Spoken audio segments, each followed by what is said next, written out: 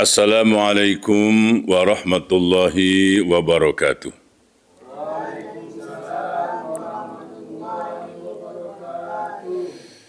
Innal hamdalillah nahmaduhu wa nasta'inuhu wa nastaghfiruh wa na'udzu billahi min syururi anfusina wa sayyiati a'malina may yahdihillahu fala mudhillalah wa may yudlil fala hadiyalah.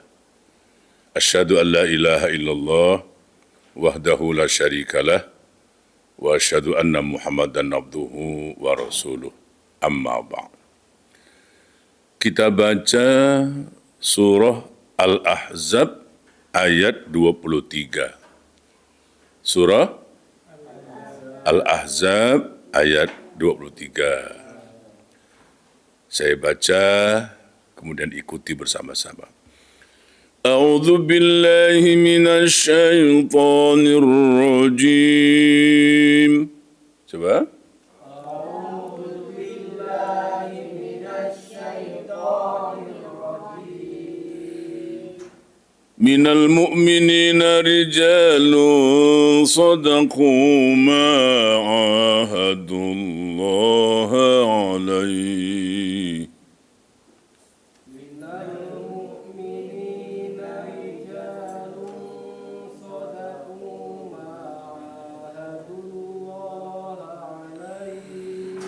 فمنهم من قضى نحبه ومنهم من ينتظر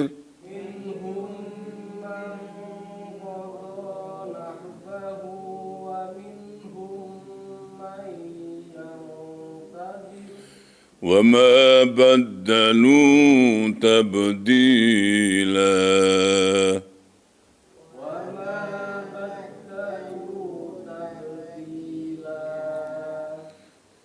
Terjemahannya, di antara orang-orang mukmin itu ada orang-orang yang menepati apa yang telah mereka janjikan kepada Allah.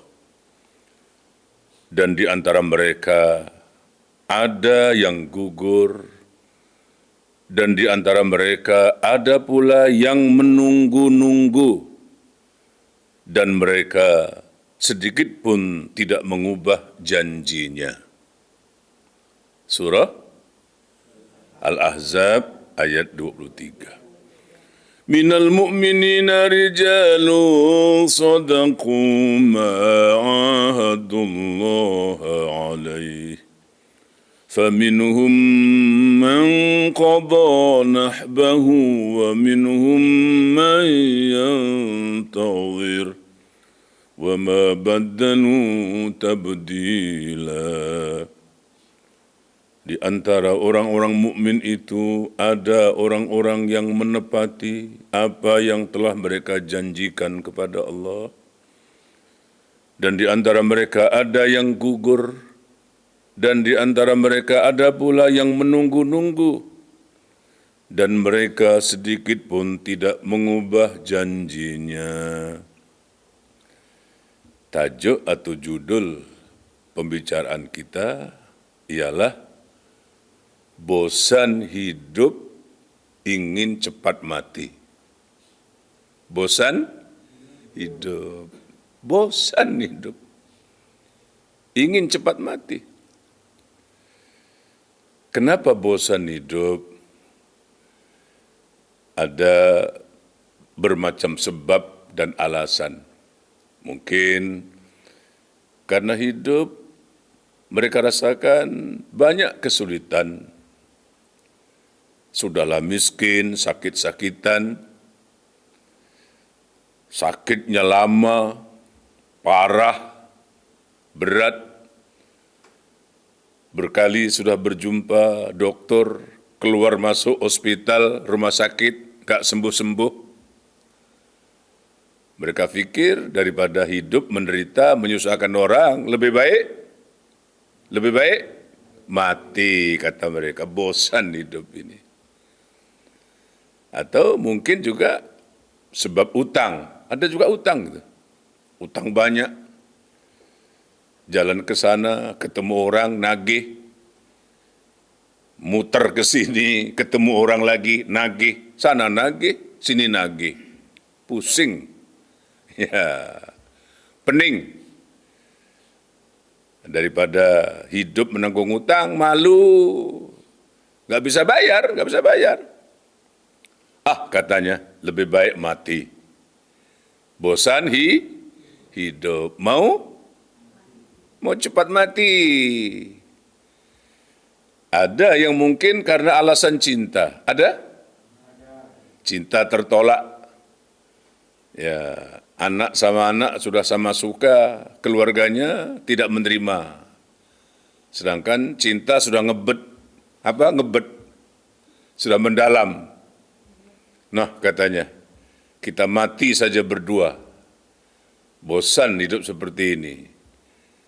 Ya, mati daripada hidup, cinta tidak diterima, tidak kesampaian. Itu kalau keluarga saja yang tidak menerima. Kalau si laki-laki mencintai seorang perempuan, perempuan itu tidak menerima, atau sebaliknya, gara-gara cinta banyak, kemudian yang mengambil jalan pintas, lebih baik mati. Tentu kebanyakan mati-mati seperti itu, mati-mati yang kurang elok, tidak baik ya. Kebanyakannya mati apa? Bunuh diri ya. Biar cepat mati sajalah. Tunggu ajal, nggak sampai-sampai, mati ajalah. Minum racun, apa lagi? Gantung diri, apalagi terjun dari bangunan tinggi, banyak nih kes-kes atau kasus-kasus seperti itu. Atau mungkin, ini agak lain sedikit ini, mungkin karena merasakan dunia ini sudah tidak aman baginya, sunnah tidak bisa ditegakkan. Di mana-mana sudah merajalela bid'ah, khurafat, syirik. Dia merasa tidak mampu untuk mengubah. Sementara dia takut. Takut apa? Takut kalau dia terjerumus ke dalam fitnah itu. Di mana syahwat dan subhat sudah tidak terbendung lagi. Dia takut. Kemudian dia pun ingin kalau bisa, biar cepat saja mati. Tapi mungkin tidak bunuh diri ya. Dia harap betul. Doanya siang malam minta mati. Mau mati cepat sajalah. Bosan hidup. Atau seperti yang digambarkan oleh Allah tadi dalam surah Al-Ahzab ayat 23. Minal mu'minina rijalun sadaqu ma'ahadullaha alaih. Faminhum man qada nahbahu wa minhum man yantazir. Wa ma baddalu tabdila. Di sini Allah menggambarkan bagaimana para sahabat-sahabat Rasulullah Sallallahu Alaihi Wasallam, ya, para sahabat-sahabat radhiyallahu anhum itu merindukan kematian. Ya, perang, satu golongan di kalangan para sahabat sudah gugur. Mereka berjanji, perang kali ini kami tidak pulang. Mereka sudah pamit kepada keluarganya, istrinya, anak-anaknya. Saya pergi kali ini jangan ditunggu-tunggu. Saya pergi untuk tidak kembali lagi. Dan mereka benar-benar gugur. Mati syahid. Di antara mereka ada yang sedang menunggu-nunggu giliran. Kapan aku? Bila masanya giliran aku mau mati syahid nih.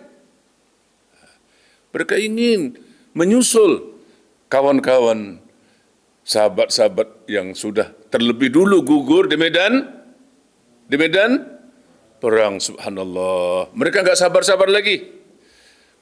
Sampai Allah menggambarkan, coba lihat dalam surah Ali Imran 143. Ali Imran 143. Sudah jumpa? وَلَقَدْ كُنْتُمْ تَمَنَّوْنَ الْمَوْتَ مِنْ قَبْلِ أَنْ تَلْقَوْهُ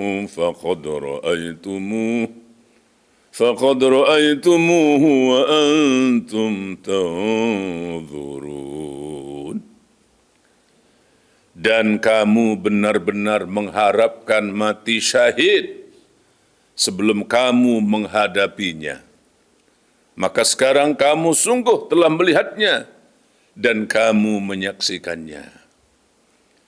Mereka itu adalah orang-orang yang sedang menunggu-nunggu, mengharap agar sampai juga giliran. Giliran apa? Mati syahid. Seperti halnya orang-orang lain, para sahabat-sahabat lain yang telah terdahulu. Mereka ingin sekali segera gugur di medan perang, mati syahid. Bagaimana orang yang bosan hidup, kemudian ingin cepat mati, atau mereka ingin merindukan kematian itu, karena ingin agar kematiannya berakhir, gugur di medan perang, menyusul para syuhada yang telah gugur terlebih dahulu. Boleh apa tidak? Bagaimana jawabannya? Bosan hidup, ingin cepat mati. Boleh tidak? Kita lihat dalam surah Yusuf ayat 101. Surah Yusuf ayat 101. Rabbi qad ataitani minal mulki wa 'allamtani min ta'wilil ahadits fatiras samawati wal ardi anta waliyyi fid dunya wal akhirah tawaffani musliman wa alhiqni bis salihin. Ya Allah, sesungguhnya Engkau telah menganugerahkan kepadaku sebahagian kekuasaan dan telah mengajarkan kepadaku sebagian takwil mimpi. Wahai Allah, pencipta langit dan bumi, Engkaulah pelindungku di dunia dan di akhirat. Matikanlah aku dalam keadaan muslim, dan kumpulkanlah aku bersama orang-orang yang saleh. Surah Yusuf ayat 101. Ayat ini menceritakan tentang Nabi Yusuf. Dan ayat ini oleh para ulama ditafsirkan menjadi dua. Yang pertama, Nabi Yusuf minta mati. Minta mati. Yang kedua bukan minta mati, tapi minta sekiranya nanti dimatikan, kiranya Allah mematikannya sebagai seorang muslim dan mengumpulkannya dalam kalangan orang-orang yang saleh. Nabi Yusuf minta mati. Kenapa? Karena merasa telah sempurna kurnia dan nikmat Allah. Dimulai ketika usia kecil, masih kecil, ia diperlakukan oleh saudara-saudaranya, dibuang ke dalam sumur atau perigi, kemudian dijual belikan sebagai seorang hamba sahaya budak belian, kemudian tinggal dalam istana, perawakan dan perkembangannya sedemikian rupa, mukanya menarik, ganteng, rupawan, handsome, tapi rupanya menimbulkan fitnah pada dirinya ketika istri seorang perempuan pembesar di Mesir tertarik. Timbullah fitnah. Lepas daripada fitnah itu, dia masuk penjara. Di penjara bukan karena salah, bukan sebab dosa. Keluar penjara, ini ringkasan ceritanya. Ia pun menjadi bendaharawan negeri Mesir ketika itu. Sebagai seorang bendaharawan, dia pandai mengatur strategi keuangan, Tiba-tiba musim peceklik, saudara-saudaranya datang. Seterusnya begitu ya, minta bantuan, tidak mengenal. Sebenarnya itu adalah Yusuf yang dahulu pernah mereka perlakukan dengan cara yang sangat kasar, dibuang, dijual. Ya, seterusnya begitu. Sudah selesai. Akhirnya saudara-saudaranya pun telah dimaafkan. Ayahnya yang telah berputih mata itu kembali bisa melihat. Semua sudah. Dan bahkan Yusuf menjadi petinggi, penguasa di kota Mesir ketika itu. Sudah cukup. Nikmat sudah cukup. Apalagi yang belum mati. Dunia sudah lengkap semua, sudah ada semua. Kerajaan, kekayaan, berhala-berhala sudah diruntuhkan, semua rakyatnya telah bertauhid, menyembah hanya kepada Allah, sudah cukup. Maka dia pun mengatakan apa? Tawaffani musliman wa alhiqni bis salihin. Ya Allah, matikanlah aku. Minta apa itu? Minta mati.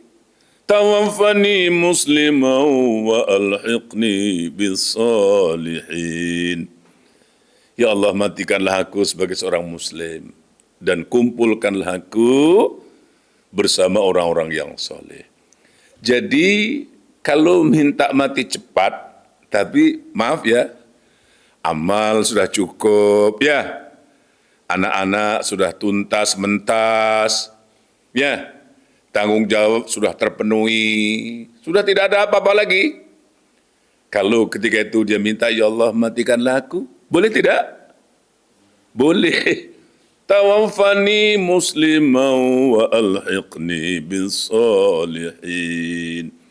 Boleh minta mati kalau keadaannya sudah seperti itu. Ya. Atau seperti cerita Maryam. Coba lihat dalam surah Maryam ayat 23. Surah Maryam ayat 23. Sudah? Ketemu? فَأَجَاءَهَا الْمَخَاضُ إِلَى جِذْعِ النَّخْلَةِ قالت يا ليتني مت قبل هذا وكنت نسيا منسيا. Kemudian rasa sakit akan melahirkan, memaksanya ia bersandar pada pangkal pohon kurma. Dia berkata, wahai, betapa baiknya aku mati sebelum ini, dan aku menjadi seorang yang tidak diperhatikan dan dilupakan. Ini kisah seorang wanita bernama Maryam. Apa yang dia minta dalam ayat itu? Ya laitani mitu qabla hadha. Minta mati. Kenapa Maryam minta mati? Seorang gadis, perawan, ya, tiba-tiba hamil. Hamil bukan dengan kemauannya. Bahkan ketika Jibril memberitahu bahwa dia akan melahirkan seorang anak lelaki bernama Isa, putra Maryam, dia heran, dia terkejut, dia bertanya, Anna yakunu li ghulamu wa lam yamsasni bashar. Bagaimana aku akan mempunyai seorang anak, sedangkan aku seorang perawan. Belum pernah seorang lelaki menyentuhku. Jangankan menyentuh, melihat lelaki pun belum. Maryam ketika itu heran. Bagaimana dia akan mempunyai seorang anak. Tapi kemudian Jibril memberitahu itu hal mudah bagi Allah. Karena ketika Allah menghendaki sesuatu, Allah berfirman, kun fayakun, kun fayakun, jadi maka jadilah. Jadi di luar kodrat, bukan kemauannya. Kalau maunya, tidak mungkinlah seperti itu. Bagaimana seorang perempuan gadis hamil, sedangkan ia berada di mihrab. Orang mengenal Maryam ini seorang perempuan yang solehah, tidak kemana-mana. Tiba-tiba saja hamil. Apa kata orang? Jadi Maryam, daripada kalau hidup menanggung fitnah, nanti orang menuduh saya dengan tuduhan liar. Mungkin dikatakan perempuan zina. Allah, lagak saja perempuan alim. Ya, ternyata dia seorang pezina. Dia takut akan menimbulkan fitnah. Jangan orang lain berdosa karena dia. Maka dia pun berkata, ya laitani mitu qabla hadha wa kuntu nasyam mansiya. Apa artinya? Wahai betapa baiknya aku mati sebelum ini dan aku menjadi seorang yang tidak diperhatikan dan dilupakan. Mati kalau dengan cara begini artinya minta mati karena takut akan timbulnya fitnah, itu dibolehkan. Tetapi mati yang tadi bagaimana itu? Mengakhiri hidup dengan cara, apa tadi? Bunuh diri ya? Iya, bosan hidup, ingin cepat mati. Nah, daripada utangnya banyak, mati lunas, begitu? Kalau sudah mati lunas ya utangnya? Masya Allah. Oh, daripada hidup susah, lebih baik mati. Apa kalau dengan mati itu, hidupnya akan senang? Yang ini diperingatkan oleh Rasulullah Sallallahu Alaihi Wasallam. Peringatannya keras. Apa peringatannya? Man qatala nafsahu bihadidatin fahadidatuhu fi yadihi yatawajja'u biha fi batnihi fi nari jahannam khalidan mukhalladan fiha abadan. Keras tuh. Wa man qatala nafsahu bisammin fasamuhu fi yadihi yatahassahu fi nari jahannam khalidan mukhalladan fiha abadan. Man taradda min jabalin faqatala nafsahu fahuwa yataradda fi nari jahannam khalidan mukhalladan fiha abadan. Hadis riwayat Bukhari, hadisnya sahih. Barang siapa yang membunuh dirinya dengan besi, membunuh diri dengan besi, pisau kah, pedang kah, belati kah, maka besi itu kelak akan berada di tangannya dan akan dia gunakan untuk menikam perutnya sendiri di dalam neraka jahanam. Kekal di sana selama-lamanya. Matinya bunuh diri dengan apa? Tikam senjata. Ya, pisau kah, pedang kah, golok kah. Siapa yang mati bunuh diri dengan menikamkan besi, pisau kepada dirinya, maka pisau itu nanti akan terus ditikamkannya dalam neraka jahanam selama-lamanya. Khalidan mukhalladan abadan. Masya Allah. Dan siapa yang mati bunuh diri dengan meminum racun? Minum racun ya? Baygon kah apa? Racun lah. Diminum racun. Maka racun itu akan diminumnya dalam neraka jahanam selama-lamanya. Siapa yang mati dengan terjun dari bukit, dari bangunan tinggi, maka nanti dia dalam neraka akan terjun ke dalam jurang-jurang jahanam, kekal selama-lamanya. Khalidan mukhalladan fiha abadan. Hadis ini memberi peringatan bahwa mati bunuh diri itu sangat dilarang. Haram hukumnya. Haram. Tak akan menyelesaikan masalah dengan bunuh diri. Bagaimana? Sudah bosan hidup? Pak Marzuki? Sudah bosan hidup? Mau cepat mati?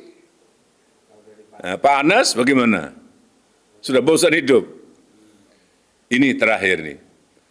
Pesan daripada Rasulullah Sallallahu Alaihi Wasallam. La yatamannayanna ahadukumul mauta lidurrin nazala bih. Fa in kana la budda mutamanniyan falyaqul Allahumma ahyini ma kanatil hayatu khairan li wa tawaffani idza kanatil wafatu khairan li. Janganlah seseorang mencita-citakan kematian oleh karena penderitaan yang menimpa kepadanya. Sakit, kemiskinan, kesusahan, dan apa-apa sajalah. Jangan mencita-citakan mati hanya karena penderitaan yang menimpa. Dan andai kata seseorang terpaksa juga, harus juga dia meminta mati, nih, berdoalah. Ini doanya. Apa doanya? Ya Allah, hidupkanlah aku jika hidup itu baik bagiku. Coba, Allahumma ahyini. Coba. Allahumma ahyini ma kanatil hayatu khairan li.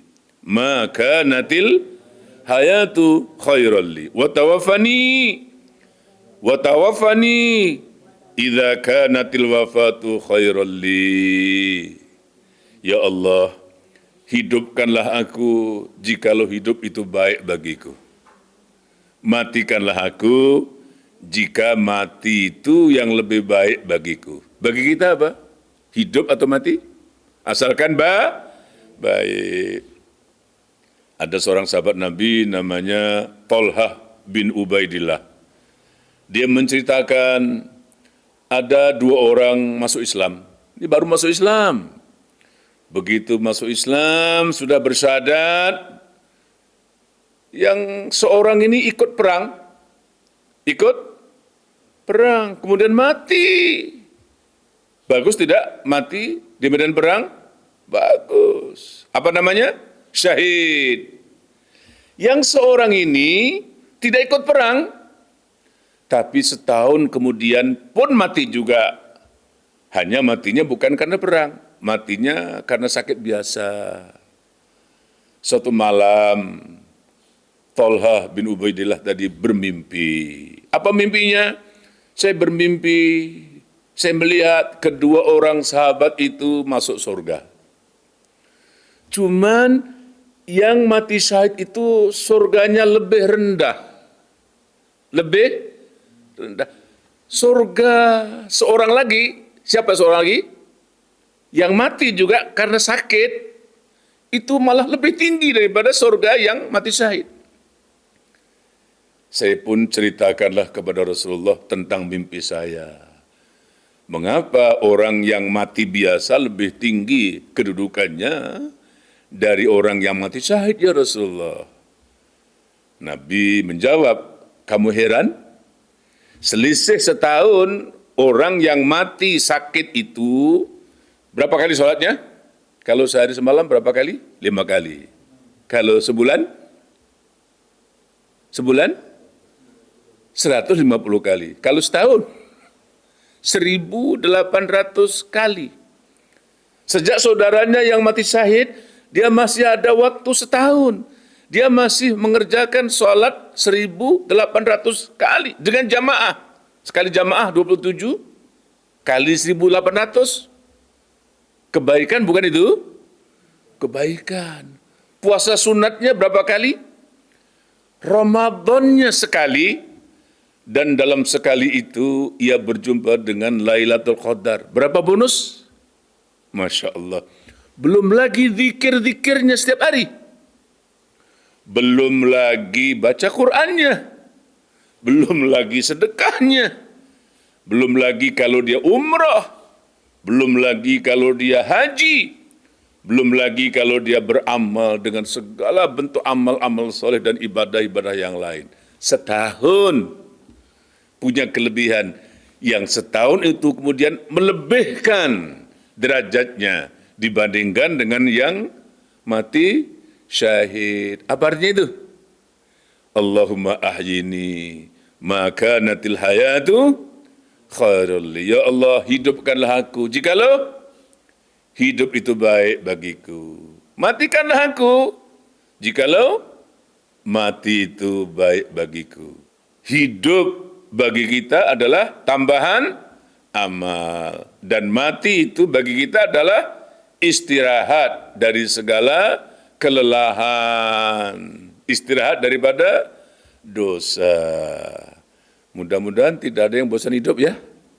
Ya, minta mati boleh kalau dengan 2 kriteria yang disebutkan tadi itu. Tapi jangan bosan hidup lalu mengakhiri hidup dengan cara yang tidak baik. Misalnya apa tadi? Bunuh diri. Waliya'udzubillah. Mudah-mudahan ada manfaatnya.